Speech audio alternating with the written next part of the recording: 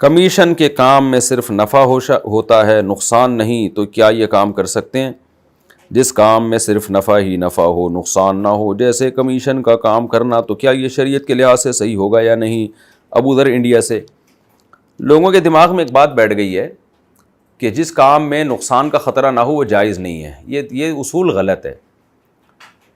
یہ جو ہے نا شرکت اور مزاربت میں ہے کہ اگر کوئی دو بندے پیسے ملا کے کاروبار کرتے ہیں تو پھر اس میں یہ ہے کہ دونوں رسک لیں گے، نقصان کا خطرہ دونوں لیں گے۔ یا مزاربت میں ایک آدمی کا پیسہ ہے، دوسرے کی محنت ہے، تو جس کا پیسہ ہے، انویسٹر ہے، وہ رسک بھی لے گا، نقصان اٹھائے گا، تو پھر وہ جائز ہے۔ باقی ہر کام میں ایسا نہیں ہے۔ آپ نے رینٹ پہ کسی کو کوئی چیز دے دی تو اس میں تو نقصان ہی نہیں ہو، تو ہر مہینے رینٹ دے گا آپ کو۔ تو یہاں بھی ایسا ہی ہے کہ اگر کمیشن پہ آپ کوئی کام کر رہے ہیں تو کمیشن تو ملے گا آپ کو۔ آپ نے کسی کی کوئی چیز بیچنی ہے اور اس نے کہا جب بیچو گے تو اتنے پیسے میں تمہیں دوں گا، تو وہ تو آپ کے حق ہے، وہ تو آپ کو ملے گا، اس میں نقصان کا خطرہ نہیں ہے، تو اس لیے یہ کام جائز ہے۔ کیا امام ابو حنیفہ تک رفع الیدین کی حدیث نہیں پہنچی تھی؟ ایک اہل حدیث لڑکے نے مجھے کہا کہ امام ابو حنیفہ رحمہ اللہ تعالی تک رفع الیدین کی حدیث نہیں پہنچی تھی، اس لیے انہوں نے رفع الیدین نہیں کیا۔ کیا یہ بات صحیح ہے؟ صہیب صاحب کشمیر سے۔ بالکل غلط ہے۔ رفع الیدین کی احادیث اتنی مشہور تھیں، عبداللہ بن عمر رضی اللہ تعالیٰ عنہ والی جو رفع الیدین کی مشہور حدیث ہے، اس پہ تو امام ابو حنیفہ کا امام اوزاعی سے ایک بحث مباحثہ بھی منقول ہے۔ تو بعض لوگوں نے کہا کہ وہ جو امام ابو حنیفہ کا واقعہ ہے اس کی سند نہیں ہے، جس میں آتا ہے کہ امام ابو حنیفہ نے امام اوزاعی سے رفع الیدین کی بحث کی اور امام اوزاعی نے عبداللہ بن عمر کی حدیث پیش کی، تو یہ بات غلط ہے۔ علامہ عبدالحی لکھنوی رحمۃ اللہ علیہ نے اس کی پوری تخریج کی ہے اس سند کی، جس میں امام ابو حنیفہ کا امام اوزاعی سے مکالمہ ہوا ہے، اور وہ اعلاء السنن میں اس کی سند کی تخریج موجود ہے، وہاں دیکھی جا سکتی ہے۔ ابھی تو میرا بتانے کا مقصد یہ ہے کہ اس میں تو بحث میں امام حنیفہ کے سامنے وہ حدیث پیش کی گئی، تو ایسا نہیں ہے کہ امام حنیفہ تک رفع الیدین کی حدیث نہیں پہنچی تھی۔ اور بعض دفعہ اگر ایسا ہوا بھی ہوتا نا کہ بالفرض حدیث نہ پہنچی ہوتی تو صاحبین پھر اس مسئلے سے رجوع کر لیتے تھے۔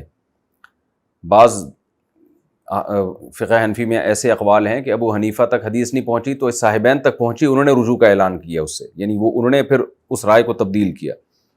تو رفع الیدین کے بارے میں پورے اہل کوفہ وہ ترک رفع الیدین کے قائل تھے۔ تو آپ کس کس کے بارے میں کہو گے کہ حدیث نہیں پہنچی تھی؟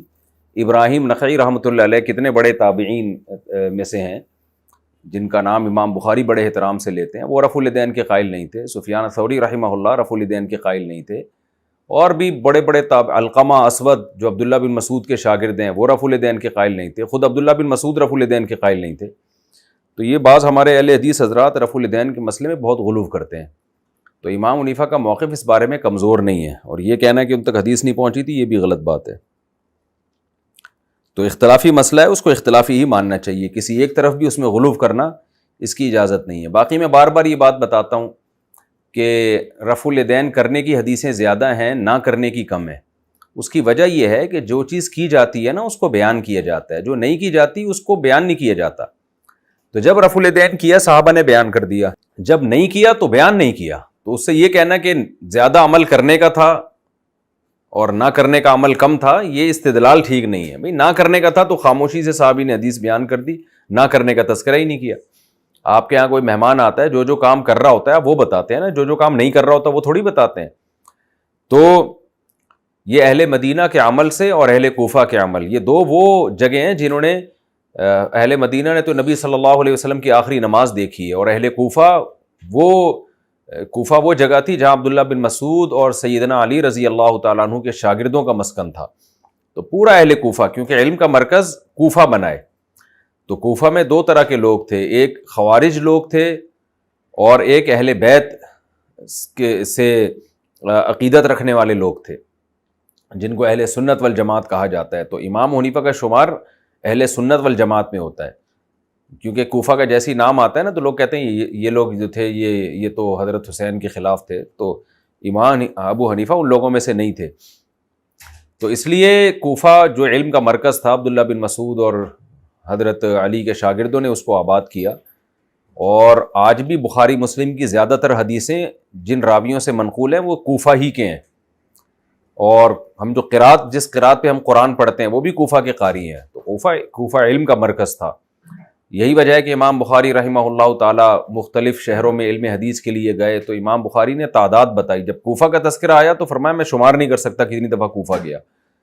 تو وہ علم کا مرکز تھی وہ جگہ, تو وہ لوگ رفع الیدین نہیں کرتے تھے. تو اس کی وجہ یہی تھی کہ ان کی رائے یہی تھی کہ کیونکہ علی اور عبداللہ بن مسعود کے شاگرد رفع الیدین نہیں کرتے تھے, اور یہ علم دوسرے صحابہ سے ان کا مقام بہت زیادہ ہے. احیاناً کبھی کبھار ٹھیک ہے, لیکن عام معمول ترک رفع الیدین کا تھا.